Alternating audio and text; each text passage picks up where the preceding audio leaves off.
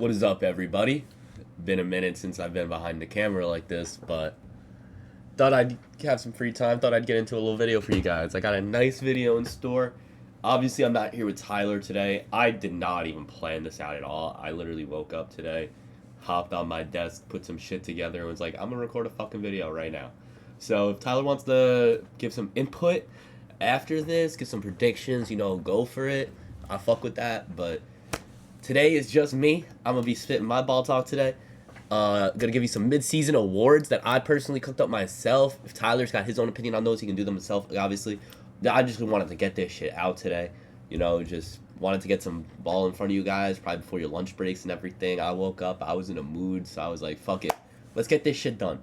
So, obviously, like I said, it's been a few weeks, so give me a little bit of a break with the power rankings, I'll say, because that, I put the arrows in it from when I last did it on week 8, but obviously week 8 is a long time ago. There's been some trades, there's been a bunch of shit that's happened, so feel free to cut me some slack there, if it looks like, and obviously, like I said, the power rankings are for the end of the season, not who I think is going to win the league, and I'm going to go into that a lot when I actually go into my power rankings a little bit, but let's get started. I know you guys have been interested in this, so I cooked this up for you guys. I thought this would be fun, but we've got our mid-season awards, and I think these are pretty dope, honestly. I only did 6. Maybe we'll do more when the end of the season arrives, because I didn't really think a couple things.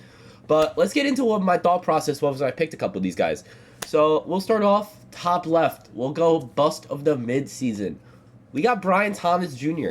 And before I get into this, I'm going to have a quick shout out to my sponsor, Sprite Cranberry.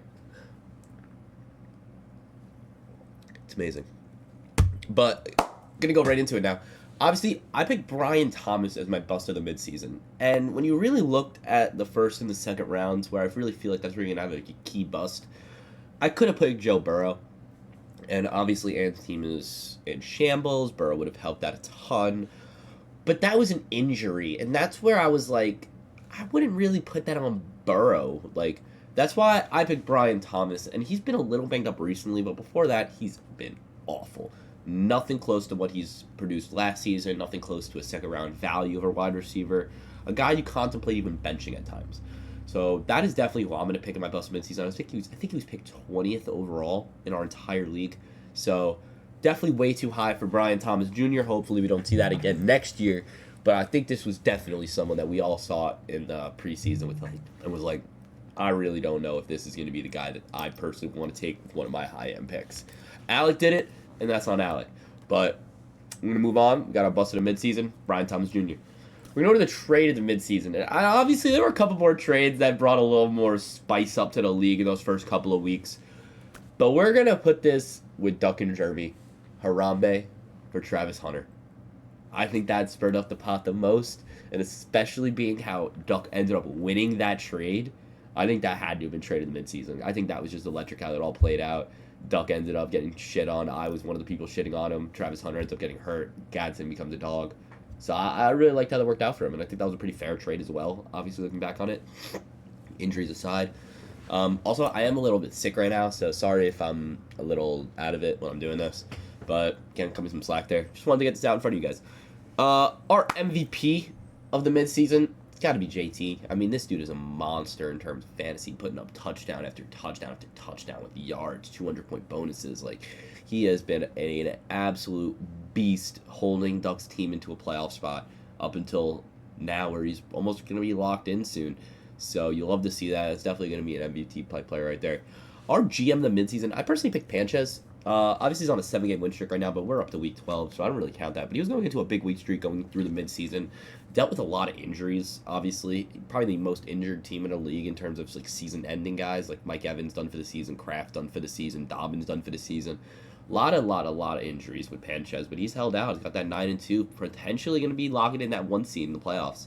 So we'll see what happens there, but I'm going to have to give my GM of the midseason, or GMs of the midseason, over to Panchez. Waiver wire of the midseason, Gonna go Gadget too. You know, Gadget winning 2 awards right now. What a guy. What a guy. Nobody expected this one. But obviously there's a couple more guys that I could have looked at and been like they were maybe a better waiver wire pickup, but there were really no like wide receivers or running backs that stood out to me, which is why like in a league where there aren't that many good tight ends, I value Gadget, you know. So I do like what Duck did there with picking up Gadget in the waiver wire, and I may have been a little after the midseason before probably, but I do like the pickup. And obviously, our steal of the draft is going to be Keenan Allen. I mean, I was looking at those last 2 rounds. It's a lot of bums, and then you see Keenan Allen, a guy that's been in Riley's lineup every single week. And obviously, his production has fallen off a bit in more recent weeks, but again, this is the midseason. By that midseason point, Keenan Allen was dogging it out, man. He's been an absolute monster for this team for Riley. Big piece in what Riley's building going forward. Hopefully, we're going to see him in a playoff spot. I hopefully don't, but I mean, his squad is great, deserves to be in a playoff spot, and Keenan Allen's a big portion of that core. So I'm definitely going to give him my steal of draft, being one of the last guys picked. I think he was bottom of the, I think it was 18 rounds, bottom of the 17th. He wasn't in the last round, but he was in the round right before it, I checked. I'm going to blow my nose real quick for you guys. Ho, ho, ho.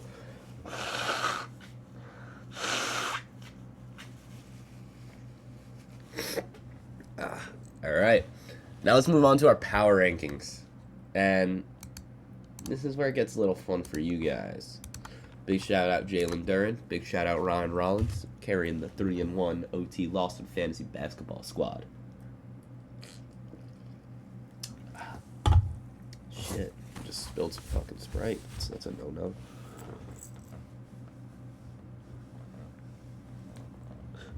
Sorry about that. This is probably the most fucked up video I will ever record. I also, like I said, I don't feel good. So this is gonna be awful. But fuck it. We're gonna go into our power ranking. You guys probably been looking at this as I've been fucking dicking around for the last minute and a half as I gotta blow my nose again.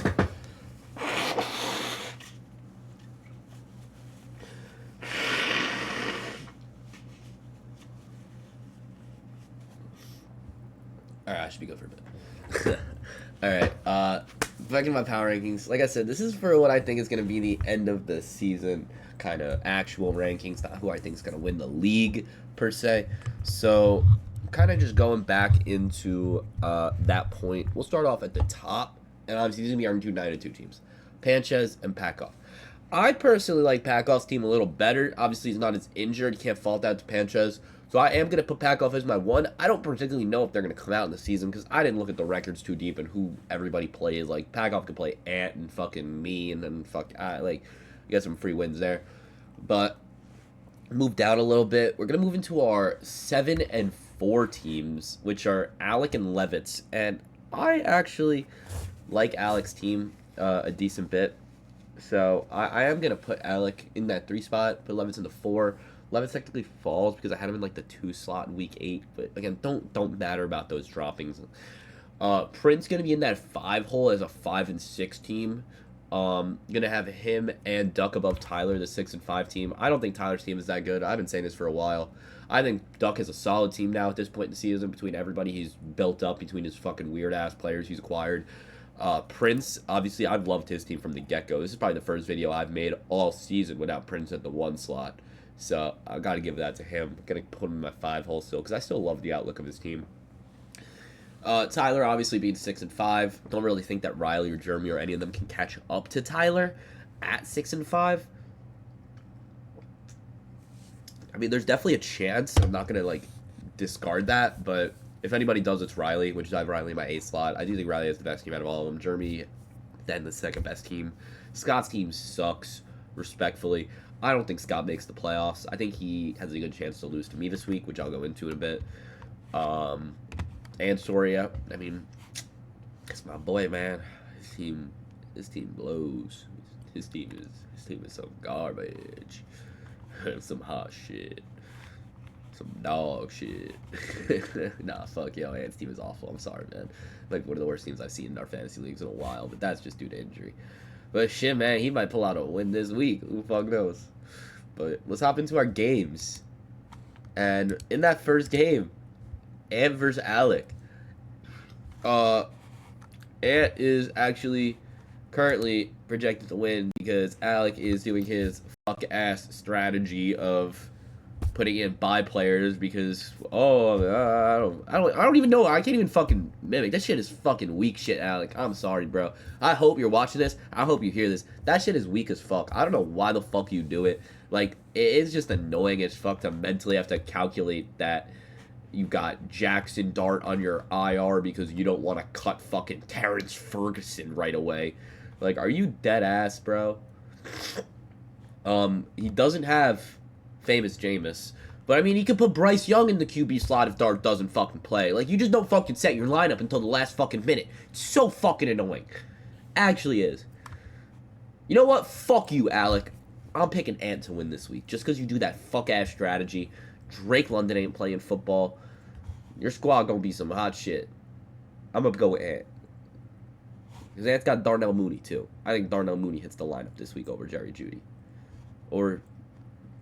Man, he's got no tight end, too, bro. What the fuck is wrong with Anthony? How the fuck does Tyler Higbee end up on the IR? No wonder he's got fuck-ass Terrence Ferguson on his lineup. He ain't doing shit, though. He ain't doing shit. Dude, I am yapping to myself. This might be one of, like, the funniest videos to watch, or, like, the absolute worst. I do think Ant is gonna end up taking this matchup, though, over Alec. A little bit of an upset, I guess, even though the projections say Ant's gonna win. But yeah, I'm gonna go Ant. Alex, set your fucking lineups, buddy. Come on. We're all sick of it. Moving to that fifth game, we're gonna have Tyler versus Duck. And this is probably one of the most important matchups of the season going forward. It is very closely projected. However, I don't think that the numbers speak the whole story here. Tyler's got fucking... Actually, believe it or not, this is one of the few weeks where Tyler's team isn't, like, completely massacred by two teams. He's got Michael Wilson. I do like Christian Watson a lot, actually, as a player going forward. His RB core is solid. Xavier Worthy kind of sucks. Khalil Shakir kind of sucks. Davis Mills is Davis Mills. I don't know if he does good against the Bills. Michael Wilson's going to be a dog this week. But, I mean, JT, Bowers, Flowers... I really don't know, actually. This is a really close matchup. I obviously want Duck to win for my own personal biases. I just don't think that, like... I think there's a chance JT can outscore, like, 3 of Tyler's guys in this week, if JT has a good week. So, I mean... I think Bowers might eat the fuck up, bro. Even though, like, Cleveland's defense is great. Like, it's going to be a shitty game. I'm going to go Tyler. I don't want him to win, but I'm going to go Tyler. I just think his team's a little more complete this week. I heard Ramondre might come back. Who knows with the Texans' backfield. I'm going to go Tyler. Sadly, I'm going Tyler. Week... What is this? Third matchup. We've got Levitz versus Jeremy. And this is honestly also a pretty good matchup. Jeremy needs the win. Just made a massive trade. Moving on from Herbert. Picks up Gino Odunze and Tyrone Tracy. A trade that I don't know if I make if I'm Makoff's team. I think that hurt his depth a little bit. I liked Rome. I liked Tyrone Tracy moving forward. Just to upgrade from Gino to Herbo. I mean, Gino sucks. You pick up an elite quarterback, but Herbert has shown duds. So we'll see if that actually benefits them, unless Rome or Tracy pop off. We'll see. But a lot of underperforming guys for a top quarterback. I can't really fault Makoff for that, being 9-2. They want to make the playoff. They're mean they've been clinched the playoffs. They want to make the finals. I do like what Jeremy's building, though, this week with his lineup. And obviously... No Waddle, no Jamar for Levitz. I mean, it's pretty one-sided right now in terms of most matchups. So I am going to lean Jeremy. Obviously, I want Levitz to win for my own personal biases, which I'll keep mentioning throughout the video, my own personal fucking biases. But I want to say that Jeremy's probably going to win this matchup. And he'll move up to 4-8, which is closing in on a playoff spot if I can beat Scott.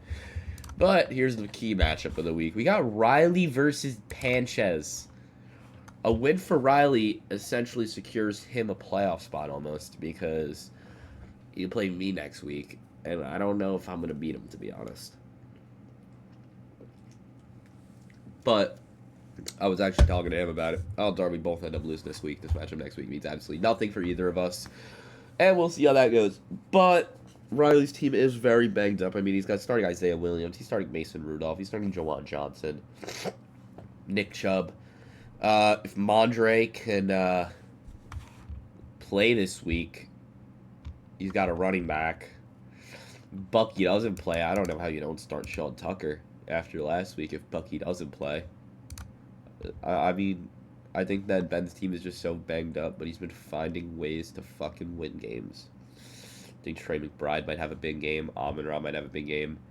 He doesn't have an RB2, actually, because of Algier. And I mean, he does, but it's the one backfield.